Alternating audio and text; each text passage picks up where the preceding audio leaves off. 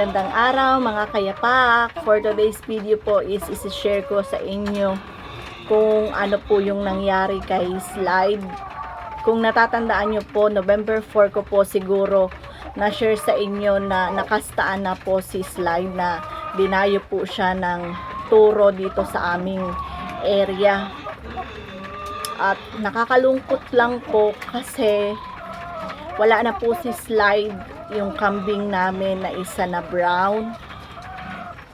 Nakakalungkot po at nakakapanghina sa side ko kasi hindi lang po sila basta hayop lang sa akin, sa aming mag-asawa, kasi po doon po kami masaya masaya po ako na may inaalaga ang mga hayop, parang stress reliever po baga. Nangyari po kasi Sabado po yun ng hapon, umalis kaming mag-asawa, nakapastol pa po, nakatali pa po yung mga kambing namin doon po sa labas. Kasi kumakain pa sila. Tapos umalis kaming mag-asawa kasi may pinuntahan lang po kami, may kinuha kaming suka. Tapos inabutan po kami ng ulan na malakas, so siguro nakabitaw yung kambing po, tumakbo dito papunta sa kulungan. Buti nga lang po naabutan namin. Sabi ko, bakit iba yung sigaw ng kambing niya, parang humihingi ng tulong. So kahit umuulan po, pag dating namin, tinakbo ko po doon sa garahihan sa kabila. At naabutan ko doon na dinudumog na siya ng mga aso. So syempre tinulungan ko, sabi ko pa nga po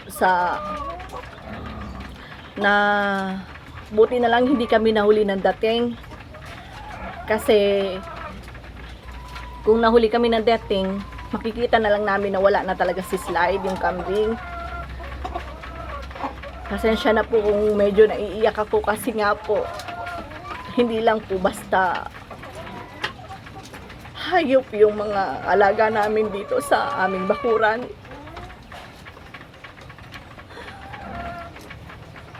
Kasi kung kayo po mismo ang ninyo na kayo yung nag-aalaga, nakikita nyo kung paano lumalaki, nag-i-improve yung mga alaga, mararamdaman nyo po yung sakit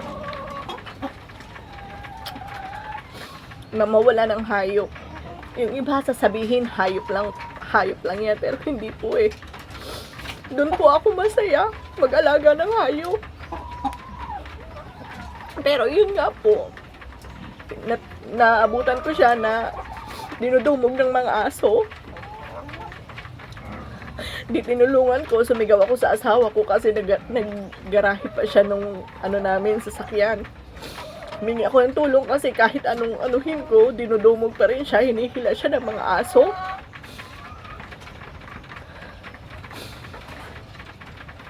So sabi ko nga, baka matuluyan kasi bagong kasta, bagong sampa pa lang siya. Sabi ko, pasalamat pa rin ako kasi kasi naabutan nga namin, ginamot namin yung mga sugat niya. Siguro po dahil sa lamig at saka stress niya. Sabado po kasi ng hapon nangyari yun eh. Monday po ng morning, syempre kapag morning, diretso na ako dito sa aming kulungan ng baboy, ng manok, ng kambing. Kasi ako po yung nag-aasikaso sa kanila. Ako nagpapakain, ako naglilinis. Kasi may trabaho po yung asawa ko sa morning. Tapos hinahanap ko siya. Hindi ko makita sa kulungan. Tinext ko yung asawa ko, asan yung kambing? Pero may kutob na po ako na wala na yung kambing. Pero gusto ko lang makasiguro. Tinext ko yung asawa ko, sabi ko, "De, asan yung kambing?" Then nag-reply yung asawa ko, sabi niya, Pinalibing ko na kasi alam niya masasaktan ako. Pinalibing na niya dun sa pamangkin niya. So, inikot ko yun tong paligid namin. Nakita ko nga na nalibing na. Pero ganun pa man po, tuloy pa rin yung paghahayupan. Hindi lang din pa ako nasasanay na hindi pa rin naman to yung unang beses na nawawalan kami ng mga hayop. Pero yung sakit po, hindi nawawala. Kasi parang pamilya ko na din yung mga hayop eh. Dito umiikot yung mundo ko, yung araw ko. Hindi ko lang din inasahan na mawala siya. Akala ko mare-rescue pa namin, mapapagaling na namin. Siguro doon kasi na-stress siya kasi nga bagong kasta. Hindi na niya nakayanan yung mga sugat. Pasensya na po kayo kung hindi ko na kayo ma-update kay Slide. Yung pagbubuntis niya kasi wala na nga si Slide. Yung anak naman po niya nandiyan. Tapos yung isa pa naming inahina, si Spike. Pasensya na po kung nagiging emotional ako dito sa video na to. Pero ito po yung nararamdaman ko eh. Nasasaktan ako pag may nawawalang hayop. Yung parang nawala siya sa kapabayaan ko namin.